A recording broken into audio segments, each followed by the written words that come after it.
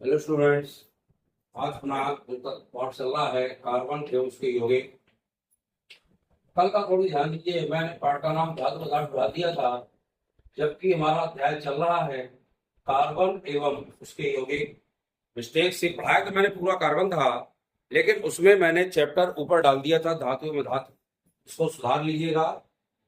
थोड़ा थोड़ा मिस्टेक हो गई थी, इस पर तो ध्यान मत दीजिए। आगे चलते हैं कार्बन एवं उसके यौगिक का अगला चैप्टर। कल मैंने एल्कोहल श्रेणी के आपको सदस्य बताए थे कि एल्कोहल श्रेणी के सदस्यों का नाम कैसे करते हैं, संरचना कैसे लिखते हैं, संरचना सूत्र कैसे लिखते हैं, इनको हमने देखा है। अब आगे अपन चलते हैं आगे। कभी कभी आता है एल्डिहाइड के 4 सदस्यों के नाम लिखकर उनके नाम सूत्र एवं संरचना सूत्र लिखिए। ध्यान रखिए, एल्डिहाइड के 4 सदस्यों के नाम। तो एल्डिहाइड मैंने परसों आपको बताया था, तो समूह परसों कि इसमें CHO होता है। क्या होता है? CHO। तो सबसे पहले हमें CHO ग्रुप लगाना है और उनके साधारण नाम पढ़ना है। साधारण नाम के बाद हम उनके संरचना और IUPAC नाम पढ़ेंगे, कैसे बनाए जाते हैं। ध्यान रखिए, इसका सबसे पहला सदस्य होता है H के साथ CHO लगता है। इसका नाम क्या बता रहा हूं मैं भी आपको। H के बाद दूसरा इसका बनेगा CH3 CHO। तीसरा बनेगा CH5 CHO। चौथा बनेगा C3H7 CHO। 4 सदस्य पढ़ना है, चूंकि कोर्स में जितना है अपन उतनी पढ़ के चलें। आगे की ओर बढ़ते हैं। अब इनके नाम आखिरकार साधारण नाम इनके कैसे करते हैं। साधारण नाम के लिए सबसे पहले H लगा है, और जब इसके साथ CHO जुड़ा हुआ तो H के साथ CHO को फॉर्म पढ़ते हैं। CHO एल्डिहाइड है तो नाम बनेगा फॉर्मल्डिहाइड। क्योंकि फॉर्म नाम इसका कैसे पड़ा, H के साथ COH जैसे होता है या H के साथ CHO लगा हो तो बता दें CO समूह होता है H के साथ, तो इसको फॉर्म पढ़ते हैं। फॉर्म जो है एक फार्मिका नाम से बना है। और बिका फार्मिका का हिंदी में अर्थ होता है, इंग्लिश में होता है आंट। आंट माने चींटी। ये HCOH जो था चींटियों से प्राप्त होने वाला अम्ल है, इसलिए इसको फार्मिका नाम से नाम पड़ा और इसका नाम बना फार्मिक अम्ल। अभी बताएंगे आगे। HCOH का नाम है फार्मिक अम्ल। चूंकि ये फार्मिका लैटिन भाषा का शब्द है, यह हिंदी में इंग्लिश से कहलाता आंट। आंट माने चींटी। चींटियों से जो प्राप्त होने वाला अम्ल है वो फार्मिक अम्ल होता है। आपने देखा होगा जब चींटी कहीं काट लेती है तो उसमें फार्मिक एसिड छोड़ती है और वो रक्त से क्रिया करके वहां पे सूजन सा दे देता है। इस कारण से इसको हम फार्मिक अम्ल कहते हैं। उसी नाम के साथ ये फार्मल्डिहाइड भी पड़ा। HCHO को हम फार्म घन एल्डिहाइड इक्वल टू बन जाएगा फार्मल्डिहाइड। CH3C कहलाता है आपका एसिड, और इसका नाम आपको याद करना पड़ेगा। इसको कहते हैं हम एस्टल्डिहाइड। CH3C को एस्टर से बना है ये।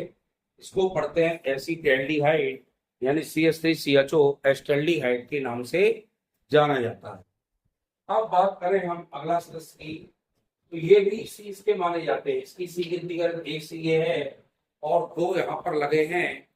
3 जब कार्बन होते हैं तो इसको हम प्रोप पढ़ते हैं। आप कहें सर ऊपर वाले में 2 हैं, तो H पढ़ेंगे, एथल्डिहाइड होना चाहिए, उसका मेथल्डिहाइड होना चाहिए, तो होना चाहिए। लेकिन चूंकि इनके नाम किस नाम से पड़ गए हैं उसको भी हमें ध्यान देना है, इसलिए दोनों के नाम ऊपर वाले का फॉर्मल्डिहाइड, नीचे वाले का एस्टल्डिहाइड नाम हम पढ़ते हैं इस तरह से। तीसरे का नाम चूंकि प्रोप है और प्रोप धन एल्डिहाइड बनेगा तो नाम बनेगा प्रोपेल्डिहाइड। प्रोपेल्डिहाइड प्रोपेल्डिहाइड चूंकि कार्बन 3 हैं, 2 तो C के साथ लगे हैं, 1 CHO का है, तो 3 कार्बन हो गए। इसको प्रोपेल्डिहाइड के नाम से पढ़ेंगे। C3H7 को ब्यूट पढ़ते हैं, उसको ब्यूटैल्डिहाइड यानी ब्यूटैल्डिहाइड इसको पढ़ेंगे। क्योंकि कार्बन के यहाँ पर 4 हैं तो ब्यूट बना और इसका नाम देंगे ब्यूटेल्डिहाइड। अब आपको ध्यान रखना है, इसमें HCl दिया गया है। यदि H की बात करें तो H तो हमने यहाँ लिखा, C एक H यहाँ लिखते हैं और यहाँ डबल बॉन्ड O लगा दें तो इसका संरचना सूत्र बन जाएगा।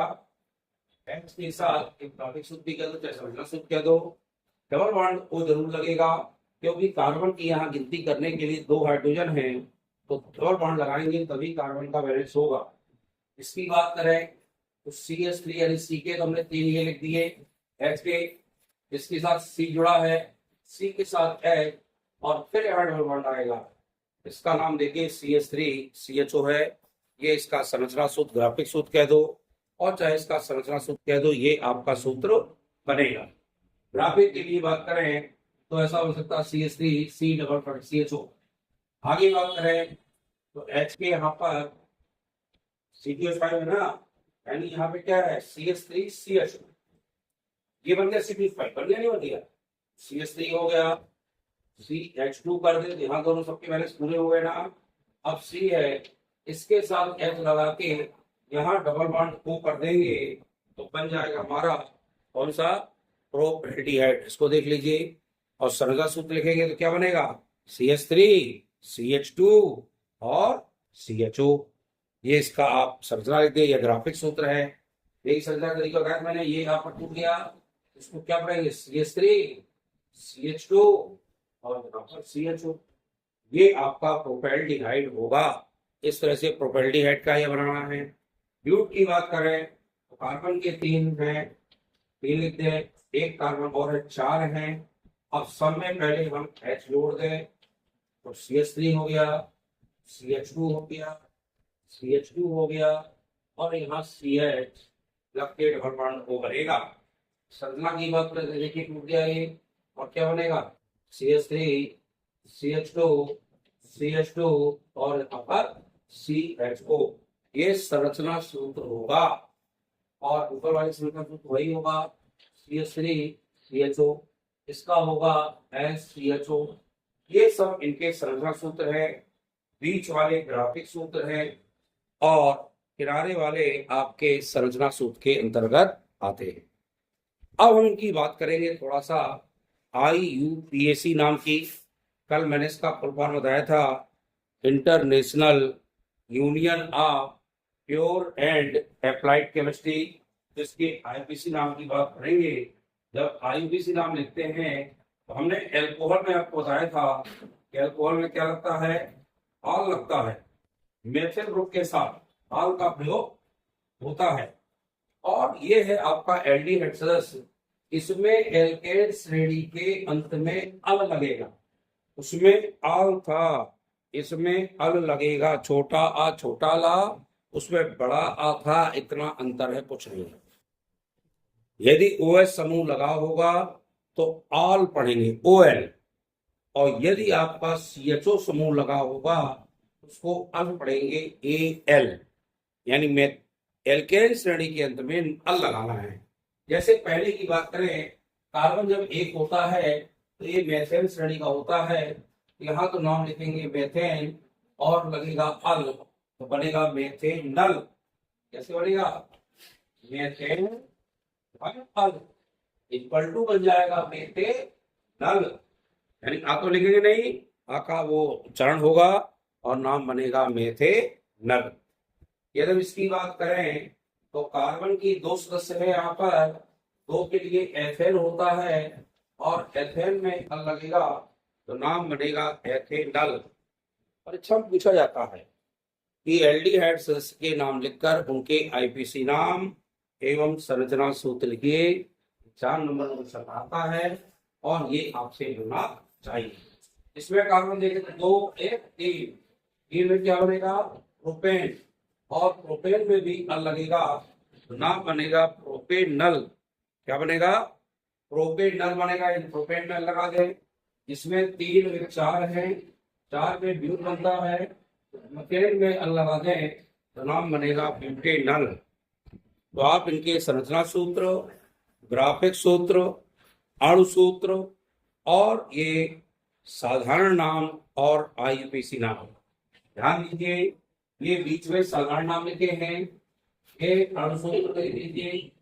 अणुसूत्र क्या बनेगा इसका, CH2O, H के दो है ना, इसमें H लिखते हैं 4, C2H4O, इसमें 2 1 5 1 6 है, C के 3 है, C के 3 H के 6, C36H6O, इसमें 3 1 4 है, C के H के 7 1 8 है, तो C3H8O। ये आपके अणुसूत्र हैं, इनको भी संख्या सूत्र लिख सकते हैं और ये भी संख्या सूत्र के रूप में लिख सकते हैं। ये ग्राफिक सूत्र हैं। ये फॉर्मल्डिहाइड, एस्पेल्डिहाइड, प्रोपेल्डिहाइड और ब्यूटेल्डिहाइड, ये क्या है आपके, ये साधारण नाम, सामान्य नाम। और जो बीच में लिखे हैं हल के साथ, इनको हम IUPAC नाम कहते हैं और IUPAC नाम के रूप में हल लिखा जाता है, चाहे वो मेथेनल हो, चाहे एथेनल हो, चाहे प्रोपेनल हो, चाहे ब्यूटेनल हो, इस तरह से इनके नाम करते हैं और करके हम इनके लिखते हैं। तो क्वेश्चन आता है, एल्डिहाइड समूह के 4 सदस्यों के नाम लिखकर उनके नाम लिखिए। कितना लिखना, नाम लिख देना है। कहता IUPAC नाम लिखे, IUPAC से लिख देना है। कहे संरचना सूत्र लिखे तो संरचना सूत्र लिख देना है। तो ग्राफिक तो नहीं आते लिखने के लिए, संरचना आते हैं, तो आपको जो सूत्र पूछे वो लिखना है। और अणुसूत्र कहे तो किनारे में सबसे लिखे हैं बाएं साइड, ये अणुसूत्र लिख लीजिए, नोट करें। ये अणुसूत्र हैं, ये साधारण नाम में, ये आपके IUPAC नाम है 4 ठो, ये ग्राफिक सूत्र और ये किनारे में आपके संरचना सूत्र लिखे हैं। इन सूत्रों को नोट कर लीजिए, इनको 2-4 बार लिखिए। जैसे लिखेंगे तो आपसे बनने लगेंगे, लेकिन थोड़ा सा मेहनत करनी पड़ेगी। ये चूंकि नई चीज है आपके लिए, मेहनत करोगे तो आप इसका फल मिलेगा आपको। और ये 11th क्लास में विस्तृत तरीके से हैं, वह भी आपको देखना पड़ेगा। जब 11th में आप पढ़ेंगे इनको, IUPAC नाम कोर्स में है और 4 नंबर के सॉलिड आते हैं, यानी उनको आना ही आना है उसमें। इसी तरह अभी 10वीं से थोड़ा थोड़ा आपको दिया है उन्होंने कि आप इसके बारे में जानो, आखिरकार ये क्या है, कैसे बनाए जाते हैं। तो हमारे एल्डिहाइड्स के नाम आते हैं। मैं बता दूं आपको, एल्केन श्रेणी आती है, एल्कीन आती है, एल्कोहल आता है और एल्डिहाइड आता है। और टफ सुना होगा तो अम्ल, जो मैं कल पढ़ाऊंगा आगे आने वाले समय में, तो वो अम्ल होते हैं। अम्लों के नाम कैसे करते हैं, कैसे उनके सूत्र बनाते हैं, कैसे संरचना सूत्र बनाते हैं, उनके IUPAC नाम कैसे लिखते हैं, ये आपको थोड़ा सा देखना है। मैं जब कल इसको बताऊं उसको भी आप गौर से देखें, निश्चित रूप से वीडियो को देखते रहें और पढ़े देखें। कोई चीज दिक्कत हो, समझ ना आए तो मुझसे कमेंट करके पूछते चलें, और कमेंट करके पूछेंगे तो मैं आपको वो चीज फिर से बताऊंगा। जहां प्रॉब्लम होगी, समझ में ना आया होगा, उसको भी बताया जाएगा। इस प्रकार से आप वीडियो को देखते जाएं। अच्छा लगे तो लाइक और शेयर करें, और चैनल के जो स्टूडेंट नए हैं वो चैनल को सब्सक्राइब जरूर करें। ये पूरे आपको पढ़ना है और कमेंट करके बताना है कि आपको समझ में आया है कि नहीं आया हो, तो अंगूठे के निशान बना के बताएं कि क्लियर है। और जहां दिक्कत हो वो मुझसे कमेंट में पूछें। धन्यवाद।